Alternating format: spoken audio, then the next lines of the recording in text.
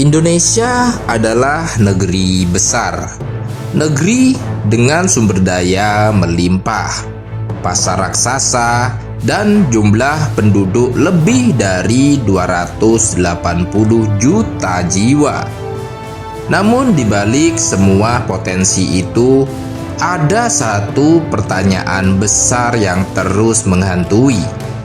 Mengapa negara sebesar Indonesia masih sering tertinggal dalam pengelolaan sistem dan organisasi?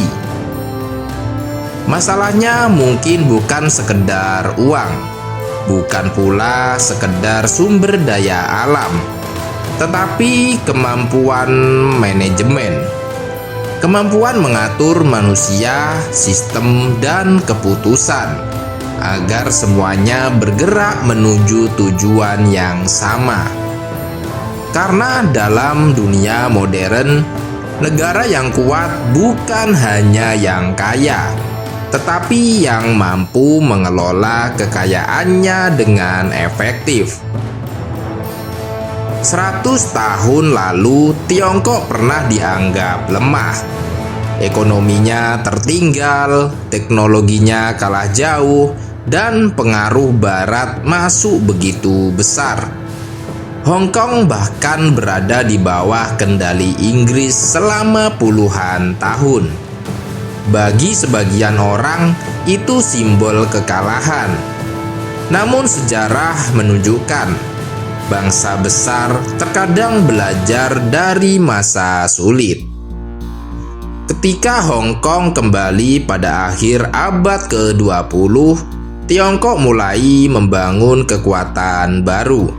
Bukan hanya pabrik, bukan hanya pelabuhan, tetapi sistem manajemen modern.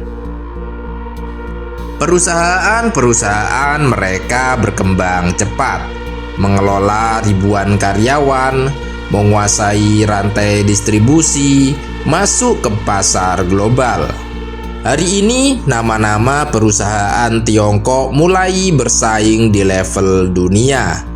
Dan banyak pengamat percaya, kekuatan terbesar mereka bukan cuma produksi murah, tetapi kemampuan organisasi yang semakin matang. Lalu bagaimana dengan Indonesia? Di sektor swasta, ada beberapa grup besar yang berhasil membangun jaringan bisnis raksasa. Ribuan cabang, puluhan ribu pekerja, operasi yang berjalan setiap hari tanpa henti. Itu bukan pekerjaan mudah. Mengelola satu toko saja sulit, apalagi puluhan ribu titik usaha yang tersebar di berbagai daerah. Kesuksesan perusahaan besar seringkali lahir dari disiplin sistem, ketepatan distribusi, dan kemampuan menjaga kualitas di semua cabang. Tetapi tantangan terbesar Indonesia justru ada di sektor yang lebih luas. Pemerintahan. Birokrasi panjang, aturan berlapis, sistem yang lambat berubah. Padahal lembaga-lembaga ini mengelola anggaran negara yang sangat besar. Pertanyaannya, apakah sistem yang ada hari ini cukup siap menghadapi masa depan? Belakangan muncul gagasan besar tentang pembangunan ekonomi desa, sebuah mimpi untuk memperkuat daerah, menciptakan pemerataan, dan membangun kekuatan ekonomi dari bawah. Konsepnya terdengar menjanjikan, namun tantangan sebenarnya bukan hanya modal atau pasar, melainkan pelaksanaan. Karena semakin besar sebuah jaringan, semakin rumit pengelolaannya. Mengatur puluhan ribu titik operasional bukan sekedar membuka usaha, tetapi membangun sistem yang mampu bertahan bertahun-tahun. Dalam dunia bisnis modern, kesalahan kecil di pusat bisa menjadi kekacauan besar di daerah. Itulah mengapa banyak perusahaan global menghabiskan puluhan tahun untuk membangun budaya kerja dan sistem manajemen mereka. Lalu muncul sebuah ide yang memancing perdebatan. Bagaimana jika Indonesia menciptakan kawasan ekonomi super modern dengan menggandeng negara yang sudah lebih maju dalam pengelolaan sistem?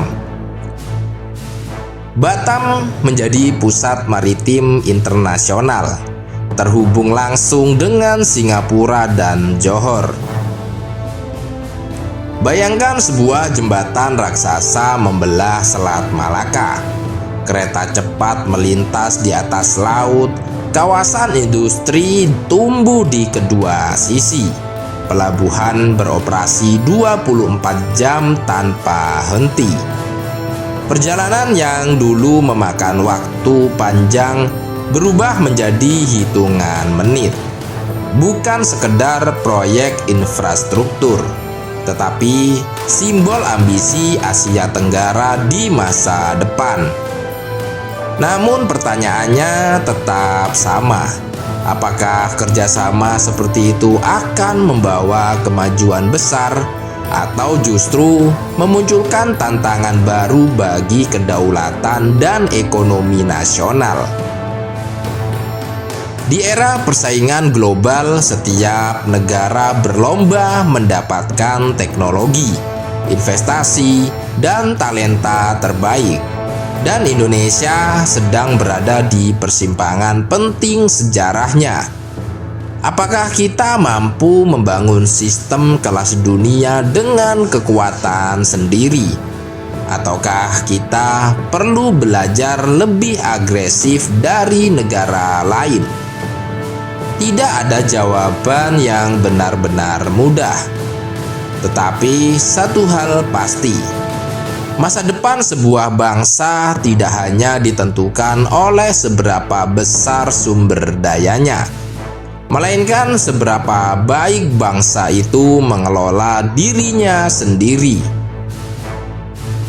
Karena pada akhirnya, kejayaan bukan lahir dari mimpi besar saja, tetapi dari kemampuan menjalankan mimpi itu dengan disiplin, sistem, dan manajemen yang kuat. Indonesia punya potensi besar. Pertanyaannya tinggal satu: apakah kita siap mengelolanya?